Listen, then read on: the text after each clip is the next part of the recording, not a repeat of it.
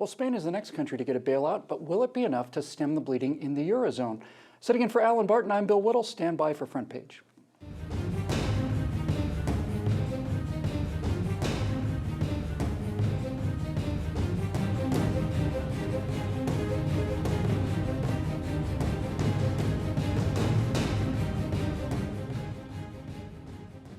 Well, joining me now in studio is Tim Cavanaugh, managing editor of Reason.com, and Terry Jones, associate editor for Investors Business Daily. Terry, what are the details surrounding this Spanish bailout? Do you think this is enough money? Do you think it's going to do the job, or is this just another step in the long, slow flying of the eurozone into the ocean? Yeah, the latter. Yeah.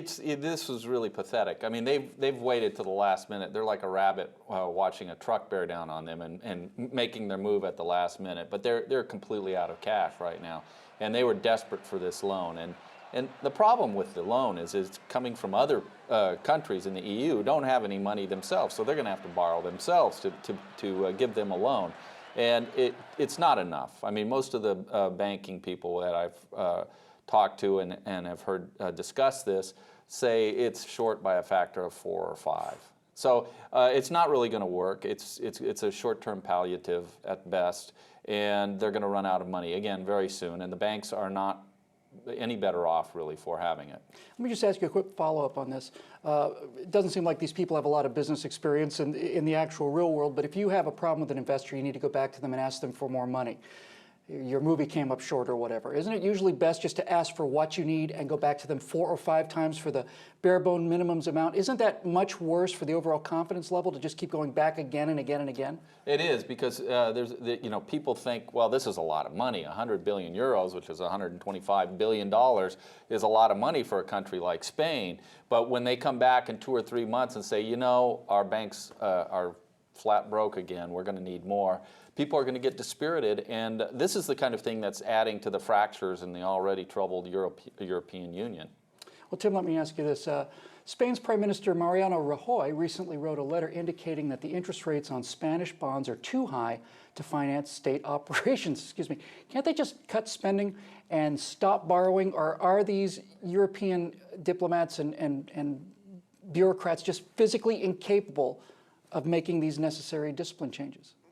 They don't seem to be physically incapable of it. Their bureaucrats actually look more fit than ours. But really?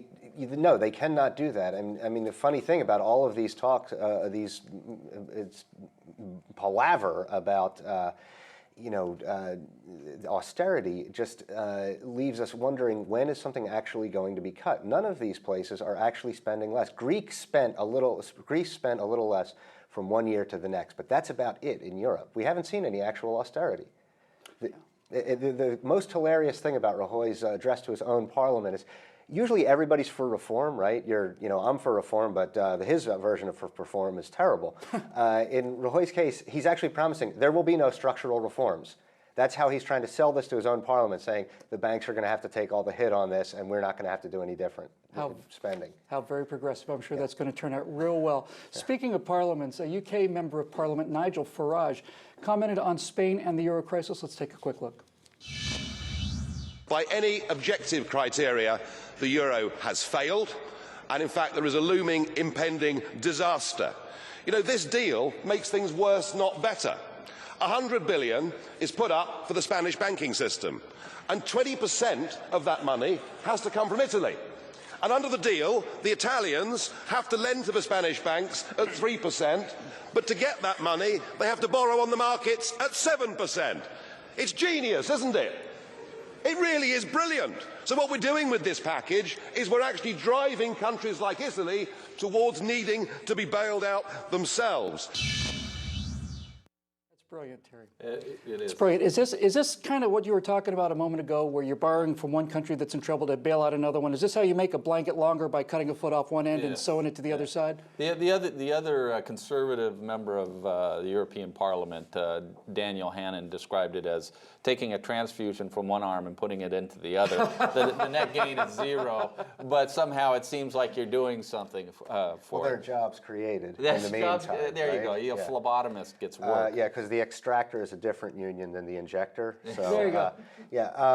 it's hilarious. I just have to ask if the euro has failed and the euro is still worth $1.25, what has the dollar done? Good point. So let me go to this question of sufficiency, though. Tim, do you think, Terry mentioned earlier, he thought it was about that this 100 billion or so was worth about a quarter of what the total amount is. Do you think it's closer to 400 billion? And do you think that the eurozone would have had a collective heart attack if the guy had just come out and said, hey, we need $400 billion to really fix this? I question anybody who thinks they know what even the ballpark of what the dollar figure is, or what the euro figure, excuse me, is going to be.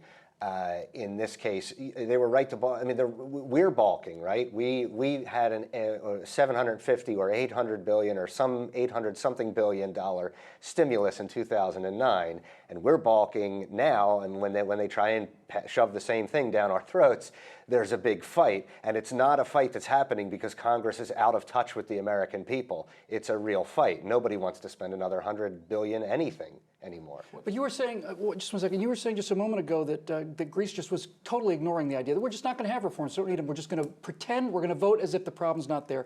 Do you see a fundamental difference, just briefly, between the American electorate and the Greek electorate in particular, and euro in general, in terms of at least some willingness on the part of America to look at this as a real problem? Right. Well, that was Prime Minister Rajoy in Spain who bragged about no reforms. But yes, everybody in Greece is all bragging about no reforms too. Yes, I think there's a difference. I am not an expert on Europe. I've been there a few times. I spend most of my time in the Middle East when I'm outside the United States. And so I can't tell you anything really about Europe, but it sure seems to me there's a difference between the Dutch and the Greeks. There's a difference between the Dutch and the French. Yeah. There's a difference between the Spanish and the Portuguese. So, and they all have great empires around the world. So let Queen Isabella's ships come back, and then there will be some actual value in Spain that will be worth 100 billion or 400 billion euros. Yeah, they bring cocaine back from the New World instead of gold, I guess. Terry, let me ask you this. Going back to Greece again, they're pulling out, what is the number? It's 800 million euros, nearly a billion euros a day are being withdrawn from Greek banks. They're buying canned food. This is not sounding like a financial crisis anymore. It's starting to sound like Mad Max now. It's starting to sound like Road Warrior time over there. I think people in Europe are getting panicked, and it's not really a vote of confidence in what they see as the future stability of the country. Just as an anecdote, I recently booked a vacation in Europe, and the owner of the well-established vacation spot that I was going to asked that we deposit the money in a Swiss bank account. Wow. So, I think this is a very common thing now in Europe. People are desperately worried about what's happening. And, they keep styling these things as we're bailing out the banks. No, the bank bailouts are actually bailouts of the government, because the banks buy the government's bonds, and the governments are not reforming. They're not stopping spending. They're issuing bonds. So really, you give money to the banks, you're giving money to the government. Do you think that the European Central Bank has the means to withstand a Greek departure from the euro? Do they have those kind of reserves to cover that, Tim? What do you think? It would be. I don't think it would be a problem to their accounts. No, losing Greece. I think losing Greece would be losing a problem for the European Central Bank now.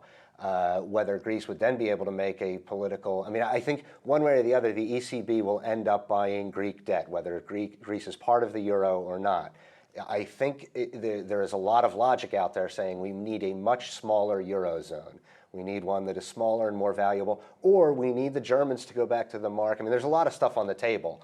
I'm nostalgic for the French franc. Yeah. So, you could go anywhere with it, but it needs to happen.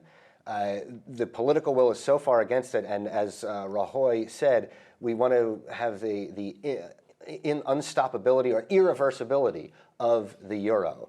And nothing made by man is irreversible. So it will happen, but there's a lot of political will against it. So it may not happen for a long time. Final questions for you then, Terry. Assume for a minute that the European Union can fiscally absorb the departure of Greece. Can they psychologically absorb the departure of Greece? Because once you build something and you pull a piece out of it, you make a clay pot and you chip a piece out of it, it's broken now. Yeah, I think that's exactly correct. And I think they will be forced to recognize that there are, the so-called Club Med countries, Greece, Spain, Italy, Portugal, were not really meant for the eurozone as it's now constructed. And at best, I think the best thing they could hope for is at some point have a two-tier system, European monetary system. But my guess is if Greece leaves, Spain and Italy are not going to be far behind. Yeah. And that would be a whole different planet out there, wouldn't it? Well, for Tim and Terry, I'm Bill Whittle. You've been watching Front Page. Thanks for joining us.